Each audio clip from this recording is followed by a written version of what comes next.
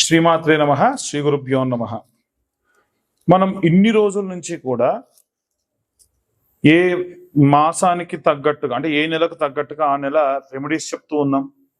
అలాగే ప్రతి నెల మనం ఏం పూజలు చేయాలో చెప్తున్నాం. కానీ సాధారణంగా ఏంటంటే ప్రతి ఒక్కళ్ళకి ఒక రాశి ఉంటుంది.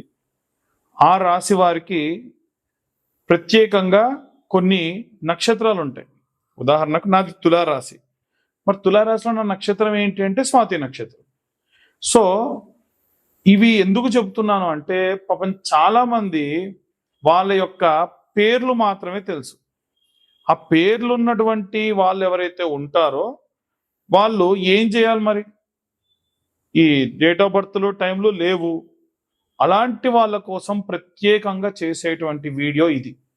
దయచేసి ఈ వీడియో ప్రతి రాశికి సంబంధించి ఏ గ్రహ సంచారం ఉంటుంది, వాళ్ళ అక్షరాలు ఏముంటాయి, ఏ పేరుతో స్టార్ట్ అవుతుంది అనేది చెబుతూ ప్రత్యేకంగా వాళ్ళు ఏ రెమెడీస్ చేసుకోవాలి, లైఫ్ టైం వాళ్ళు ఈ రెమెడీస్ చేసుకోవడం అనేది వారికి సహాయంగా ఉంటుంది అనేటువంటి విషయాన్ని చెబుతా. అయితే ఇవన్నీ కూడా గోచారానికి సంబంధించినవి మాత్రమే. ఎట్టి పరిస్థితుల్లో మీ పర్సనల్ జాతకం వేరు. మీ పర్సనల్ జాతక రీత్యా మీది పక్కాగా ఇదే నక్షత్రం అయితే మీరు ఆ నక్షత్రానికి తగ్గటువంటి రెమెడీస్ చేసుకోవచ్చు గ్రహ సంచారాన్ని బట్టి.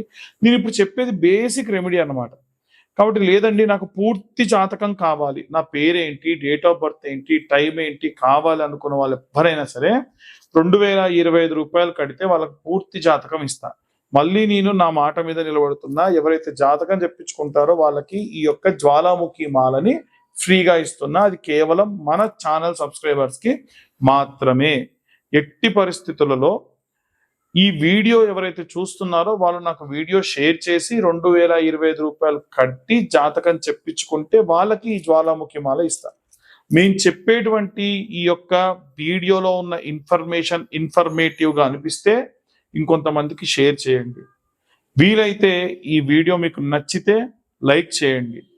ఇప్పటి వరకు మా ఛానల్ని సబ్స్క్రైబ్ చేసుకోకపోతే సబ్స్క్రైబ్ చేసుకోండి. దానివల్ల ఏంటంటే మా ఛానల్ నడిపే వాళ్ళకు కూడా కాస్త బూస్టింగ్ వస్తుంది, ఇంకా ఇంకా డెవలప్ అవుతారు.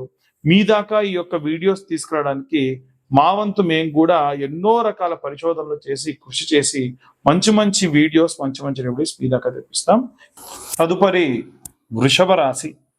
వృషభ రాశిలో ఏ గ్రహాలు ఏ నక్షత్రాలు ఉంటాయి, ఆ నక్షత్రాలు ఏ అక్షరాలతో ఉంటాయి, అసలు ఈ వృషభ రాశి యొక్క ప్రత్యేకత ఏమిటి అనేటువంటి విషయాన్ని ఇప్పుడు మనం తెలుసుకుందాం.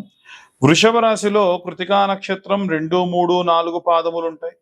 అలాగే రోహిణి నక్షత్రం 1, 2, 3, 4 పాదాలు, మృగశిర నక్షత్రం 1, 2 పాదాలు ఉంటాయి.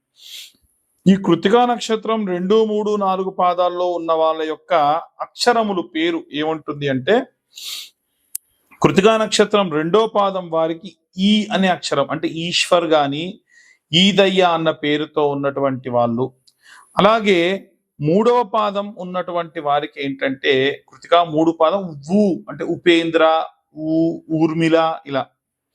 అలాగే 4వ పాదం ఏ అంటే కొంతమంది ఎంకన్న అని పెట్టుకుంటారు, వెంకన్న అని పెట్టుకోరు, పేరే అలా పెట్టుకుంటారు. లేదా ఏదులయ్య ఇలా పేర్లు ఉంటాయి. కాబట్టి వారికి సంబంధించి కృతికా నక్షత్రం అది 4వ పాదం కింద లెక్క. అలాగే రోహిణి నక్షత్రం 1, 2, 3, 4 పాదాల్లో 1వ పాదం ఓ అనే అక్షరం, 2వ పాదం వా అనే అక్షరం, 3వ పాదం బి అనే అక్షరం, 4వ పాదం వు అనే అక్షరంతో పేర్లు ప్రారంభం అవుతాయి. అయితే మృగశిర నక్షత్రం 1, 2 పాదాల్లో వే మరియు ఓ అనే అక్షరములు ఉంటాయి. అయితే ఈ వృషభ రాశి వాళ్ళు ఎలాంటి రెమెడీస్ పాటించాలి అనే విషయాన్ని చూసుకున్నట్టయితే వృషభ రాశిలో మనకి కృతికా నక్షత్రం 2, 3, 4 పాదాలు ఉంటాయి. కాబట్టి ఖచ్చితంగా వీళ్ళు తెల్ల సంపెంగ, జాజి, మాలతి, మల్లి, నందివర్ధన పుష్పములతో గనక వీరు నిత్య అర్చన చేయడము, వేద బ్రాహ్మల చేత మంచి ఆశీర్వాదం తీసుకోవడము, వీరి జీవితంలో ప్రతి సంవత్సరానికి ఒక్కసారి ఈ విధంగా చేసిన విశేషమైనటువంటి సత్ఫలితాలు ఈ కృతికా నక్షత్రం 2, 3, 4 పాదముల వారికి ఉంటుంది. అలాగే రోహిణీ నక్షత్రం విషయానికి వస్తే ఏదైనా సరే ఉన్నతమైనటువంటి యోగులు, అంటే మన ఇంటి ముందుకు కానీ ఎక్కడికైనా సరే కొంతమంది యోగులు భిక్షాటనకు రావడం, లేదా మనం ఎక్కడికన్నా పుణ్యక్షేత్రాలకు వెళ్ళినప్పుడు మనకు యోగులు కొంతమంది కనిపిస్తూ ఉంటారు. అలాగే ఎద్దులు, ఆవులు ఇవన్నీ కూడా కనిపిస్తూ ఉంటాయి. పర్వతాలు కూడా కనిపిస్తుంటాయి.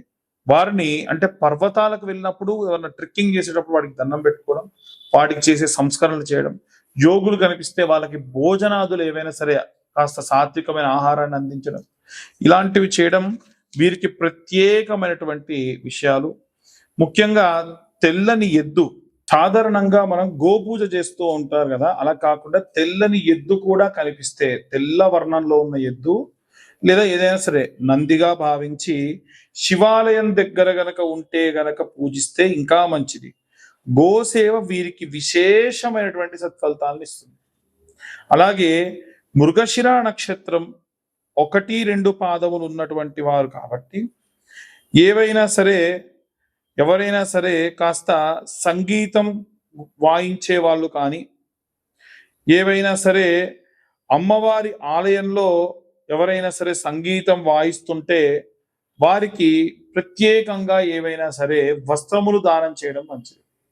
అలాగే అమ్మవారి ఆలయంలో ఏ అమ్మవారైనా పర్వాలేదండి, ఎర్రటి వర్ణంలో ఉన్నటువంటి వస్త్రం గనక అమ్మవారికి ఈ మృగశిర నక్షత్రంలో ఉన్నటువంటి 1, 2 పాదముల ఉన్నవారు దానం చేయడం విశేషమైనటువంటి ఫలితాలు పొందవచ్చు. అలాగే ఈ యొక్క వృషభ రాశిలో ఉన్నటువంటి వారికి శుక్రుడు రాశాధిపతి కాబట్టి లలిత కళలకు సంబంధించి విశేషమైనటువంటి ఆసక్తి ఉంటుంది. ఎవరైనా పిల్లలు ఈ ప్రకారంగా గనక ఆసక్తి ఉంటే ఎట్టి పరిస్థితుల్లో వారిని కాస్త ఎంకరేజ్ చేసేటువంటి విధంగా ఉండాలి తప్ప డిస్కరేజ్ మాత్రం చేయకూడదు.